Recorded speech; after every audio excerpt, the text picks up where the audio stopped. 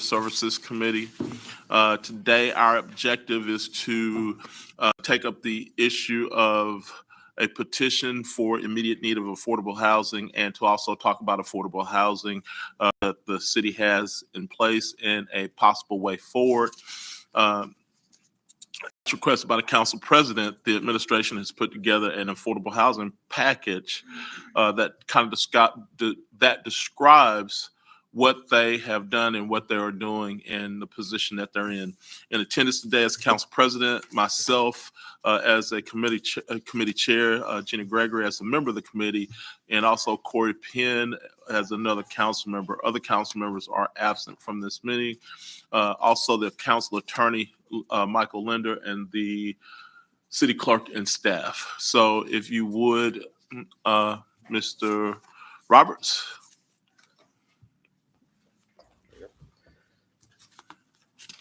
So we'll jump in here. So what this is not an overall plan. It's project outline in general with known funding, known available assets we have access to right now. Subject to change depending on what's going on. Is that mic on? The better? Nope. Push the button. Is it on? It is. It's green. Okay. Is it better if I eat it? There you go. There you go. That's it. All right. So the purpose of this, and it's all related to federal HUD funding for the most part.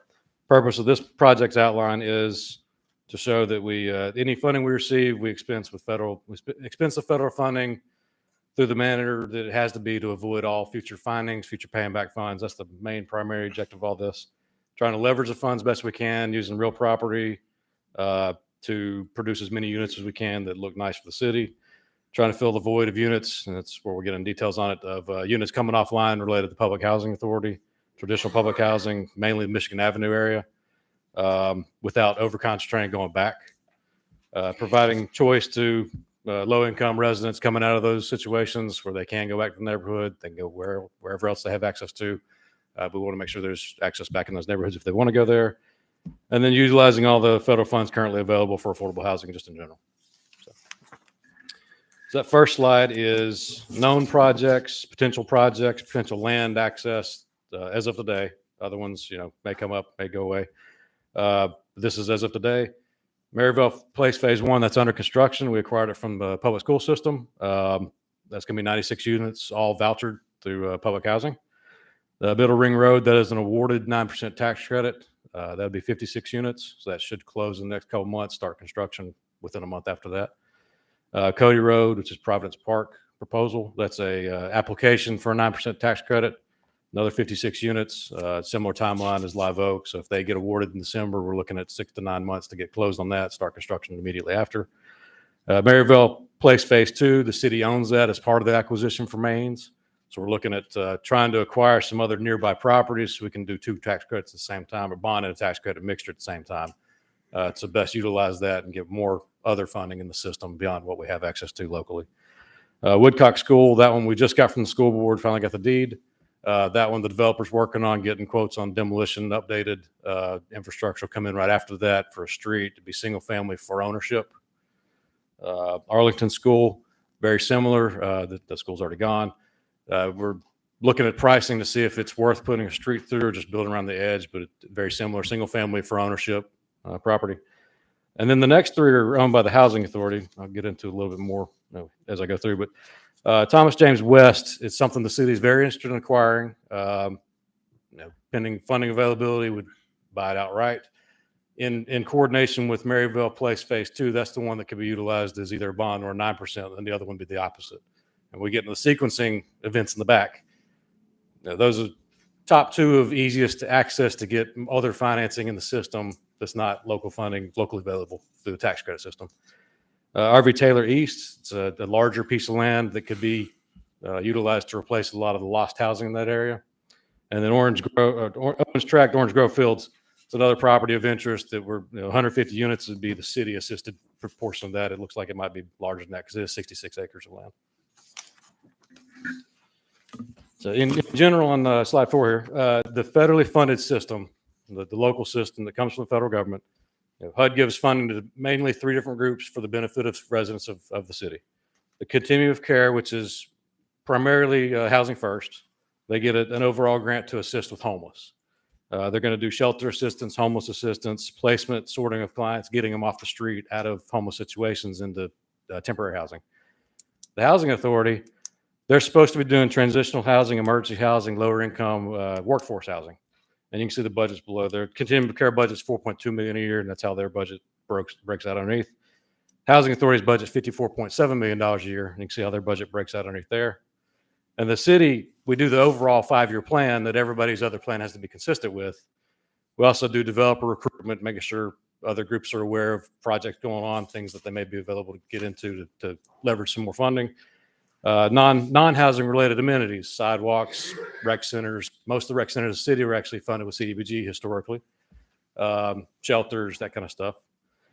Owner-occupied assistance, down payment assistance, owner-occupied rehab, our roofing program, our volunteer paint program, that all comes out of city funding. And our annual budget is $3.8 million. So the continuum of care is just a larger view of what I just spoke about, so I'm not going to go through the whole thing. Just know that their income limit is primarily focused on 30% below area median income. So they have extremely low income limits because it's for homeless. But their plan has to be consistent with the city's plan. So whenever they get their funding award from HUD, they send us a letter. We check their plan. We certify it's consistent with our plan. Housing Authority, they're transitioning through a probably once in a lifetime event where they're transitioning out of ownership of all the public housing in the city. This is a nationwide thing, not just a local thing, into a voucher only system effectively. At the end of that, and I'm not sure how long it'll take, it depends on a lot of variables. They will likely not own anything in the long term. They may own a few complexes in the short term and transition those eventually through RAD, which is the HUD terminology for converting those to private ownership. But the voucher stays on the property, which requires it to be affordable, which is the hook that keeps the development. It's private ownership, but still has oversight from the federal government on it. So, James, Yeah. I still don't understand. You said that the housing board is a nationwide thing that they getting out of. Traditional public housing. So Yeah. how is currently like the housing board talking about redoing these houses over in RD, and how is Birmingham is able to redo that? I think it's Smithfield or something. Smithfield Estates. Yeah, Yeah. how are they able to do that if this is supposed to be nationwide? I just don't. Yeah, it's an overall nationwide goal that they get out because, city's not good at maintaining housing. We don't want to do that. Quasi-governmental agencies nationwide not good at maintaining housing and keeping up with people calling at midnight. They can't get in their house, doorknob broke or something. It's much easier for that to be handled in the private sector, which is what HUD stance is officially and all that. They can redevelop in certain situations, but it's not very common anymore. Well, that lends itself to the housing board saying that it wants to redevelop a certain number of units in RV Taylor, with a projected cost of about $1 million. And what year was that? It was over $100 million in 2020, pre-COVID. Right, Yeah. with an escalation over 3 years, probably push it to about between 125, $150 million now, which I don't think they have the capability to do. But So- it's not just that. It's the cost. If you adjust for COVID, the cost of that to rehab is probably getting close to the cost of new construction that we have in Maryville for So similar unit count. Right, but overall with new construction, the housing board does not do that either. So it would be someone's need to do that. And right now, the housing board doesn't do it, nobody else does it, and there's a tremendous need for it. Yeah. Let me jump down. So the Housing Authority is a quasi-governmental agency of the city of Mobile. COC is not. That's a HUD setup structure. The income limits on Housing Authority is generally going to be 50% and below. They do have some instances that go above that, but they're kind of in the middle bracket of income. And again, their plan has to be consistent with the city's plan. City Neighborhood Development Department, we administer the city's HUD funding. The big caveat with ours, it was originated out of profit sharing way back when with the federal government. And so it's open to more than just housing, which is why when we have to readjust to go just nothing but housing, we're missing potential amenities in the neighborhood, sidewalks, rec centers, that kind of stuff. So we've shifted really a lot of our what would be home ownership programs into multifamily in the last 3 years to help the Housing Authority. Blight removal is another one I almost forgot about. Blight removal is eligible in ours and nobody else's as far as federal funding, the HUD funding. And we can qualify an area, not just an income of a person. So we have area benefits that are different than all the other funding sources from HUD. And then, like I said, we make the 5-year plan that everybody else kind of has to work with. So if it's not consistent with our plan, it doesn't happen. Development limitations. I know I've talked to you guys about this over and over historically, but housing authority limitations is going to be the rehabbing the sites off Michigan Avenue. They've been deemed obsolete due to the cost of rehab. I'm not sure how you come back from that. So they'd have to explain that to HUD. Redeveloping sites off Michigan Avenue as far as new construction. Say that one more time, Jay. Back in 2020, they did a study with the consultant that deemed it obsolete. And they sent it to Gary Jackson and Municipal Enforcement. We concurred. And HUD's got that. That's what got their approval to demolish the whole site. So I'm not sure how you reverse that. Yeah, which means that they can't rehab what they have there. They have to build new. Is simply what he's saying. I don't know the functional pieces of the public housing side enough to know how do you backtrack off that. Because if you go back now and say you're going to rehab costs are really close to new construction costs, HUD will say no. Because they have a number they look at if it's more than this % of overall total development cost, they won't approve it. Redevelopment of the site, though, new construction, they have fair housing site and neighborhood standards. The city doesn't have that standard. So if the city's involved, we can go in where they're at and develop without them. If we want to bring them in through RAD, through other conversion methods, we have to go through fair housing with them. But if we're doing it as part of a collective study and a collective mapping and planning system, then it's likely to get approved. The big caveat with that is going to be HUD won't allow you to put 1,350 units back there. They're not going to allow that many units to be concentrated in one area. So it's going to be less units in that area. So we kind of have to spread them around. Low-income housing tax credits. There's only one per county per year of the 9% tax credits. We requested a waiver through the state and didn't get it this year. We'll request it again next year. But right now, that's the rule. It has been as far back as I can remember, except for when there was a disaster in Jefferson County one year. They gave a waiver. So we're trying to work through that to get the same waiver. But right now, it's one per county.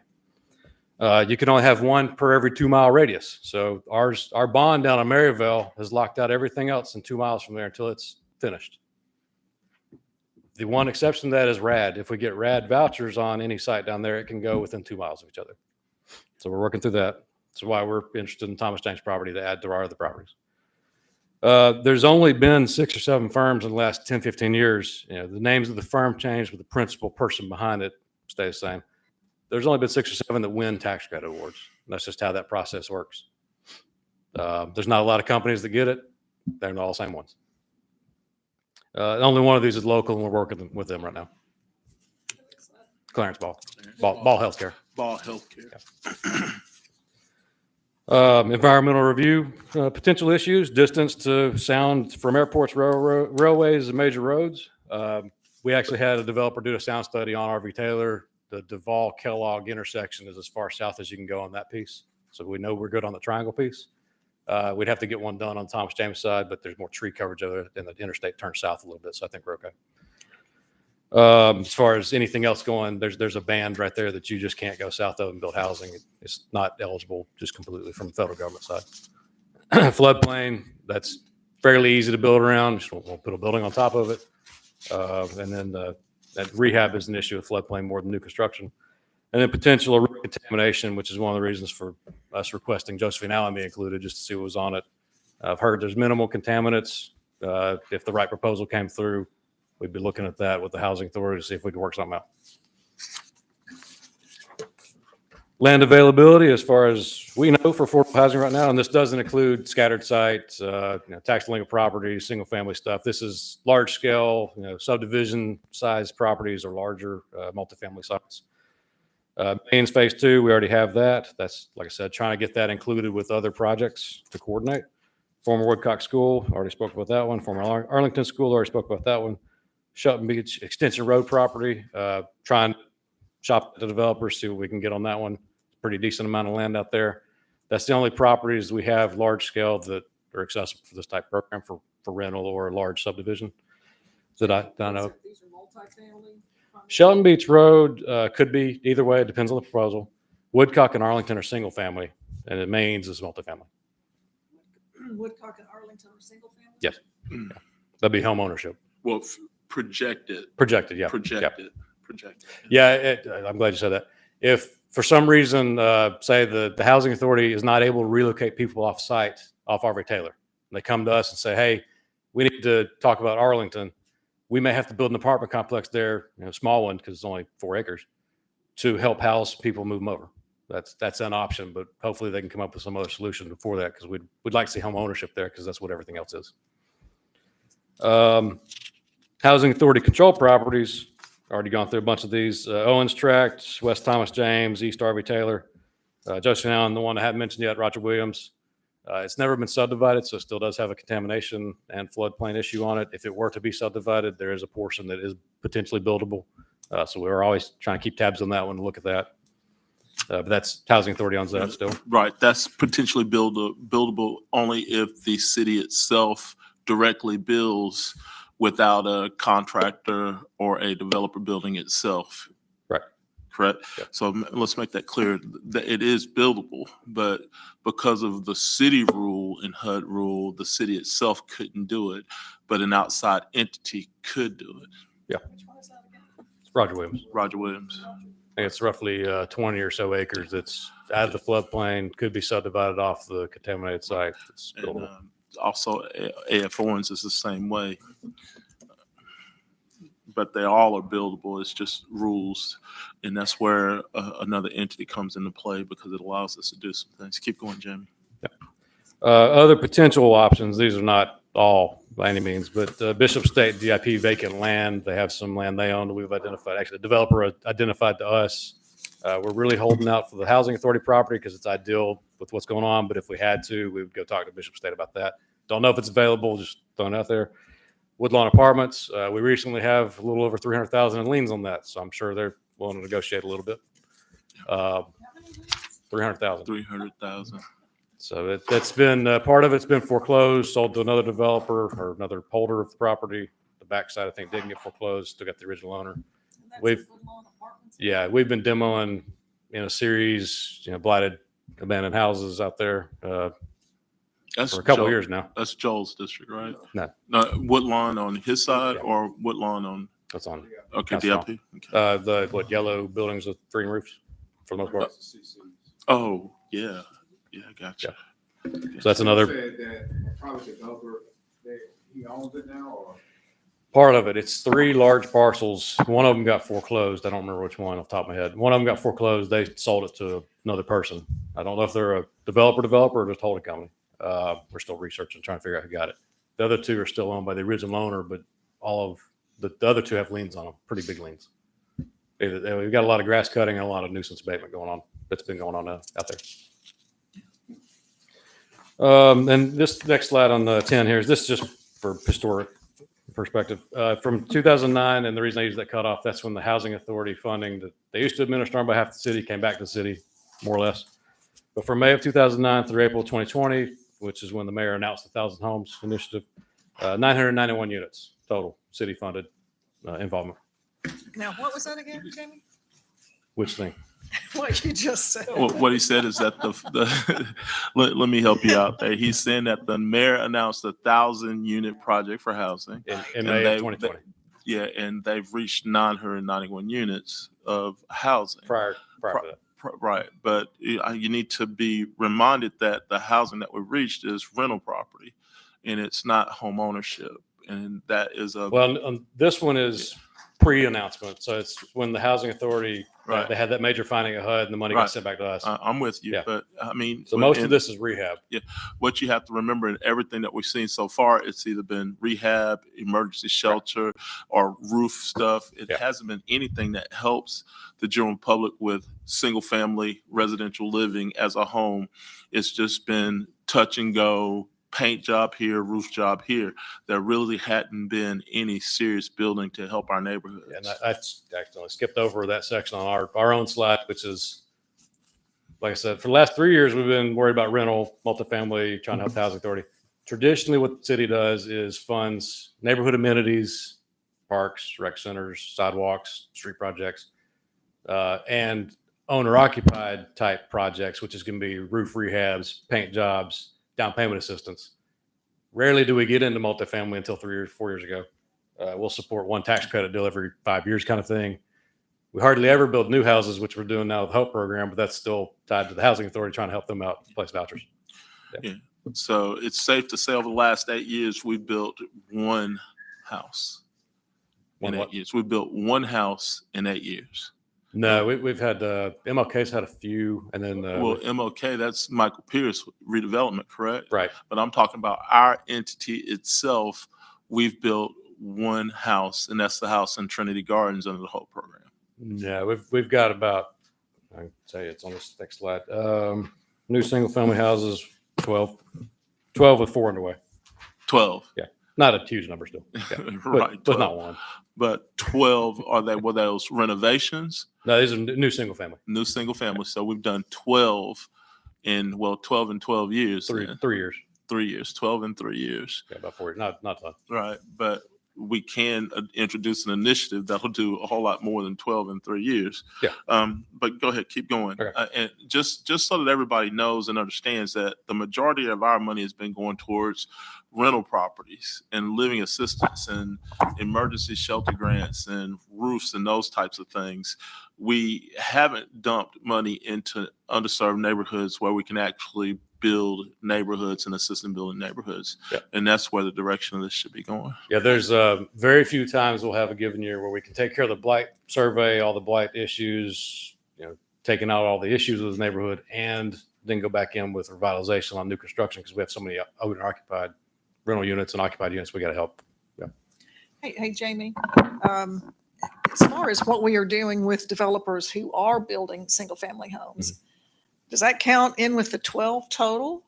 That's, yeah, it is. They're just now getting up and running with the new program. We've got one under construction. Well, one should be closing next week, the first HOPE house. Another one under construction, 2 more coming right behind. The lag on that's been getting housing authority approval of eligible voucher holders and then getting them through their 8 hours required HUD counseling.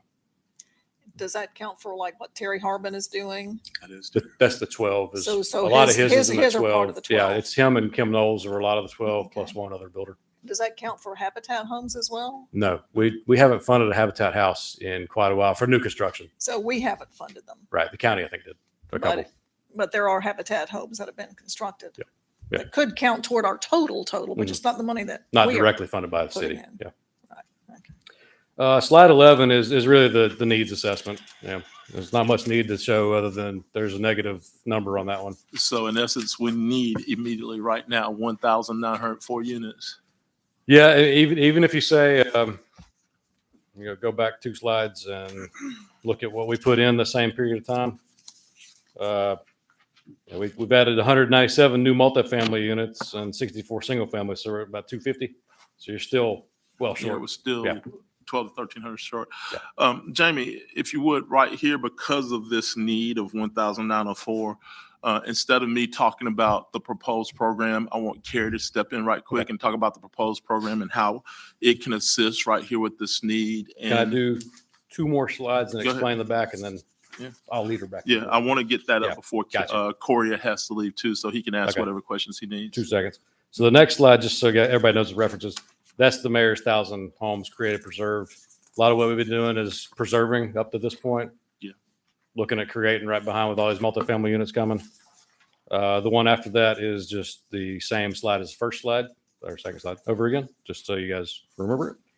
And then the sequencing plans from 14 to the end, that's just different variations of showing how complex all the sequencing is with multifamily and having to go back and forth on different sites. And to show you guys, really, we're thinking about this literally all the time, trying to figure out 9%, 4% tax credits. This one goes now, this one goes here, that kind of stuff. But yeah, the need is the biggest thing. We got 1,904 loss units and got to figure out how to replace that with different avenues.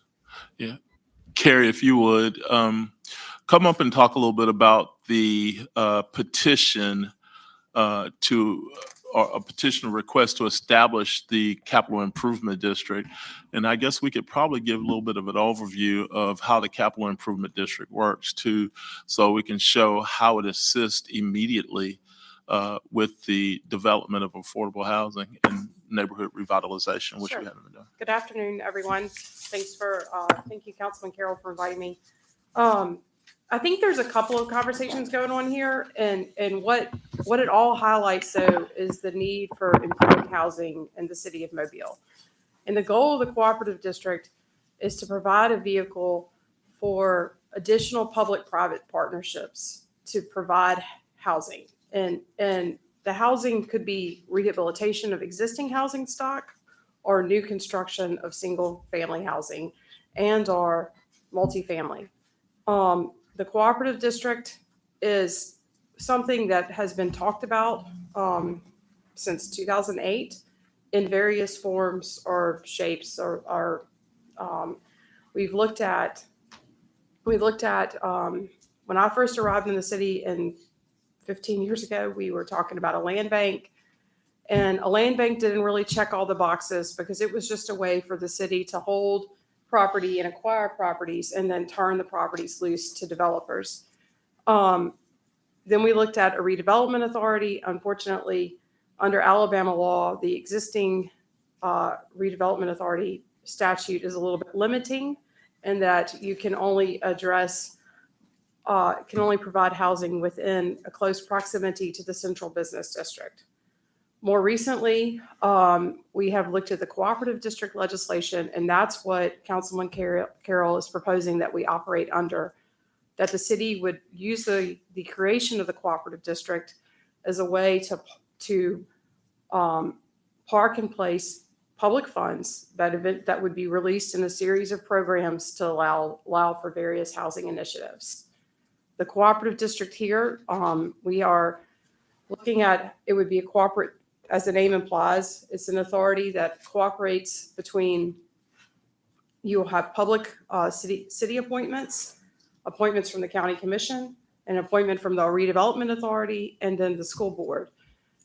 The purpose is, at the end though, that you end up with a public entity that is allowed to enter into public-private partnerships to facilitate redevelopment of housing. And so in a way, it's not unlike the Economic Development Authority or other entities that become just the vehicle for the public, so that the city, as you know, it's difficult with the exception of the public funds, the federal funds that the Community Development Department oversees, it's difficult for the city to engage in public-private partnerships. You'd have to have a finding of a public purpose. You have to determine that with housing, there's always going to be a gap between the cost to develop the property and what the property can be resold for. In certain areas, ideally that gap will close as the public investment takes hold and the private investment comes in. And it's difficult to operate those kind of programs directly from the city. So in essence, this the capital cooperative district gives us a vehicle to where we can enhance what the city's doing with affordable housing, because they do it every day. When it comes down to land acquisition, to title clearing, to new construction, because it also operates within the limits that the contract with them that the city has gives them the ability to do. It also puts us in a situation to where they're doing this every day, and we're not doing 10 houses in 12 years. We're doing, 10 to 20 houses a year with the correct funding from other places. That pushes the button for what I call block equity in underserved neighborhoods where we need to revitalize them. It gives other developers the equity that they need to come in and get side by side within the developments that we have. It also opens the door for additional support from all of our nonprofits that we have around town too, to assist in this and to also get out into building these neighborhoods. So this is a vehicle that is just as important. But the big thing is it helps us eclipse this number of 1,904, which we haven't been, moving as quickly with, as we have over the last few years. And this is neighborhood revitalization isn't an easy thing, and when you have ESG, CDBG, emergency repairs going, facades going, and roofs going all at the same time, then what are we actually doing as far as new structures in neighborhoods? And this gives us a vehicle to do that, along with everything else that we're doing in the city. But the biggest thing is it gives us a way to partner with the city at the same time and help them facilitate some of the things that they need to, with partnering of also projects and programs. So this is a vehicle that's pretty impressive, when we have the ability to put it together. But we're just at the first step, and the first step is the petition to allow this to happen, and then the incorporation and rules and contracts after that. So. And setting up programs and policies and procedures in place. The idea is to sort of to take what has been happening on a small scale and bring it up to scale a little bit, so that you do have 20 or 30 houses being impacted in a particular neighborhood at one point in time.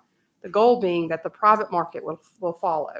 Right now, the private market is shut out of certain neighborhoods in our city because there's no one that's going to loan money. Unless you're a cash investor, it's very difficult to take on a capital project. And so if the cooperative district can help raise values by bringing in public investment, then the private investment will follow.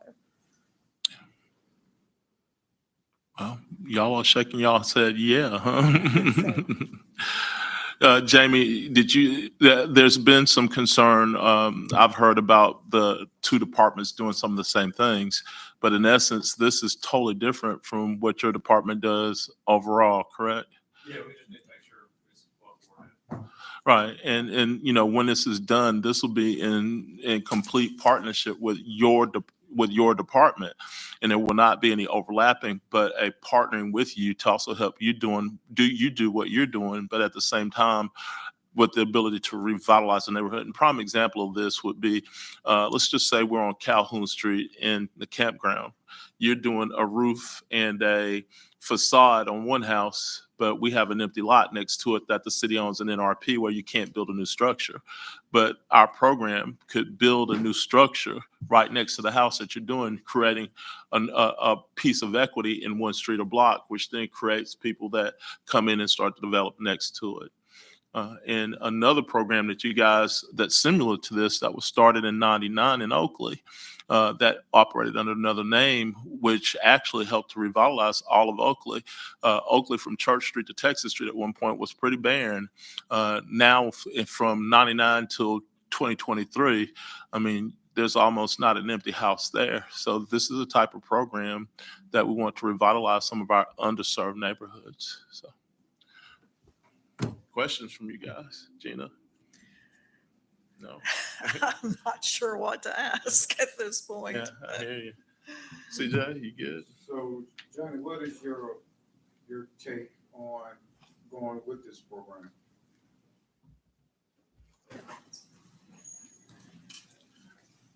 Generally, we're for whatever gets more units and housing out there. If we need to focus on rehab as a city and this group's coming in to do new houses, it's fine with me. Yeah. Just need to coordinate, like I said. It would have to have strict coordination, Jamie, with you guys' program. And our thinking is for it to run parallel with the city's 5-year program. Yeah. And after every 5th year, it comes up for renewal. That way, we're not locking the city into 100 years of capital on one issue that we may not have to use for that long. So the object will be to enter into a contract or into a process where we're paralleling what we do at the city over a 5-year period with the city's 5-year plan. Yeah.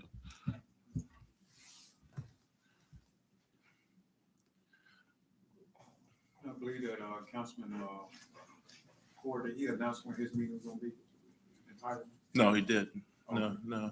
And, and that he's talking about CDBG. ARPA funding with the entitlement, trying to figure out where we are with the ARPA funding. But guys, I guess my simple ask is for the council to be in a position to at least approve the petition so that we can go forward with a structure to set this up and do this at a point after we know the county and also the housing board have voted on it. I'm going to ask when it comes up on the 31st that we push it back, I think, until the 16th November. Is that it? Right, 16 November, to give everybody a chance to have voted on it before we vote on it. This is the school board. Right, the county. school board and the county, they're the last two. So that we know where they are at that time. So, but you guys asked for additional information. We're here to give it. But I think if there's any other questions, they'd have to ask us now in between, or we reconvene this. Or is there any questions from the administration other than Jamie's? By the way, for the record, I want you guys to know that Jamie actually sat in on one or two of these meetings as we discussed the formation of this capital cooperative district. So there's been a member of the administration with us just about the whole time as we move forward with this, so that everybody knows that. No questions? Then I guess Gina, when it comes time on the 31st, if we don't have the other votes from the school system, from everybody else at the time, we'll push it back to the 16th and give everybody else a chance to vote on the petition. Okay. Thank you. None? I can't answer any capital questions yet, really.